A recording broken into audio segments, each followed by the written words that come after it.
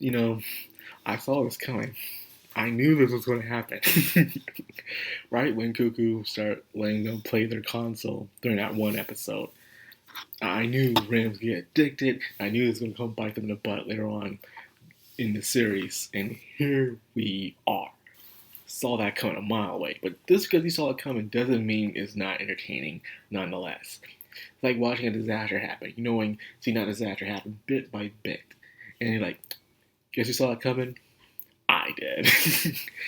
But anyways, this is nonetheless the way they executed this episode was just hilarious. Like my God, from the facial expressions, the situations they put themselves into, the exaggerations.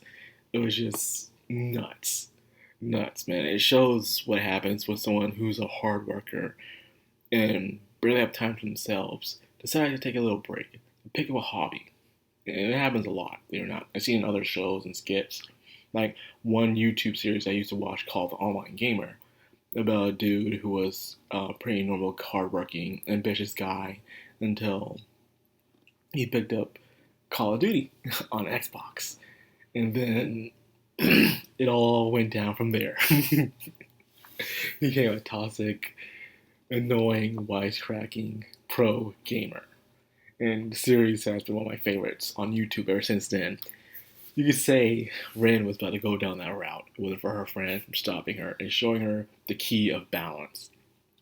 I mean, the episode started off. Usually, these Love Live episodes starts off with them doing a recap of what previously happened, but instead, it's showing Ren and her addiction as she's playing Beat Saber and just being addicted to it. And even showing the process how she got addicted. For some reason, out of the blue, the father just starts sending her consoles after consoles, and then showing that montage, she's clicking, playing the game, and it speeds up. I just couldn't help but laugh.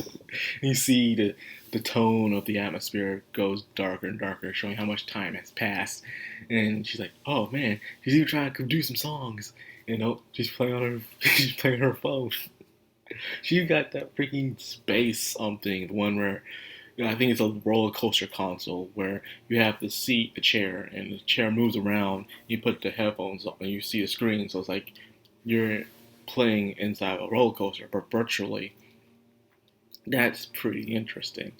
The fact that she loaded, she loaded anyway, so that's what happens when you're a rich girl who works hard and your father starts buying you consoles. You get addicted to them.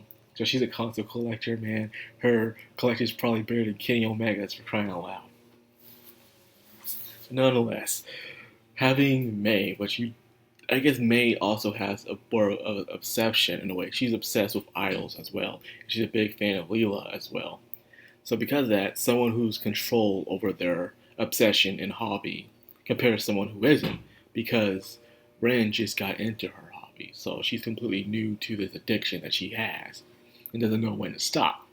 So now that I've thought about it as I was watching the show, it made a lot of sense for May to be the other character, have the key role in this episode for Ren. Because, when we first saw May, we saw how she was obsessed with idols. Even when they go sneak on her, she has a big collection of Love Live stuff, proving what a big fan she is of the series. So, for that being said, she still controls herself over it, where she's obsessed with it but yet take care of other things, unlike Ren. So this led to a lot of crazy exaggerations with the other members saying, "Oh no, are they in love?" And of course, she being extremely jealous. Is it true? She's just all over like, "Who is this girl? Are you into her? Do you like her? Do you love her? What do you mean by that?"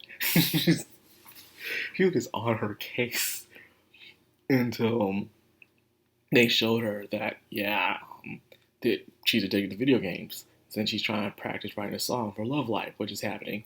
And if you were playing Love Life Bingo, I think a lot of people got a lot of things correct. We had Starmate wearing a weird thing. We had Shiki doing an invention while also saying an English phrase. we have a lot of stuff in this. And plus, episode 8 is going to be delayed as well to the 11th, I believe, which sucks, but COVID. But anyways, on the other side of the episode, where everyone else is goofing off, we have Kanan and Chizito talk about helping out Ren because she's the only one on the student council and believes that she needs more help. She needs a vice president, she needs a treasurer, plus probably a secretary as well. So because of that, she's handling too much work. So not just being student council, but also as well being part of the idol group. There's a lot to handle. Probably exhausting. So Kana decided, hey, I want to help out. They all want to help out. So they all got together and started playing some games. And everyone's just excited and happy. That weird expression when she beat the boss and the light starts glowing. Everyone's facial expressions. And then finally, the only one with the different expression, which is still satisfying, was Shiki. Because she got her little Cloud9 stuff after being swooned by May. Say, oh man, I gotta sit down for there. Get a little hot. Jeez, man, I love this series, man. It always stays fresh. Every season is fresh. When I think like, oh no, are they going back to this? Are they going to do this again? It finds a way to stay fresh. Love Live just does that. Compared to all the other idol series out there, Love Live is the only one that's that popular that extends outside of Japan and even here in the West, where it's just talked about love and memed on. It's just a nice series to watch. And those who make fun of it are usually those who haven't watched it. And I'm sadly, I was one of those people making fun of the series. I never watched it, and I was watching the memes, and I'm like, you know what? I'll sit down with her one day, like, you know, I'm gonna give the show a try. And I did, and I never went back. Never, ever went back. And with that being said, man, it was an excellent episode. It was hilarious. It was a nice break from the other character development, but instead it was just funny shenanigans and learning to take a break, but also having a balance between your hobbies and hard work. Find yourself some time for yourself. But at the same time, look at the time because you might be missing out on work. Truthful advice. I've seen people get fired over this, so that's some real stuff right there.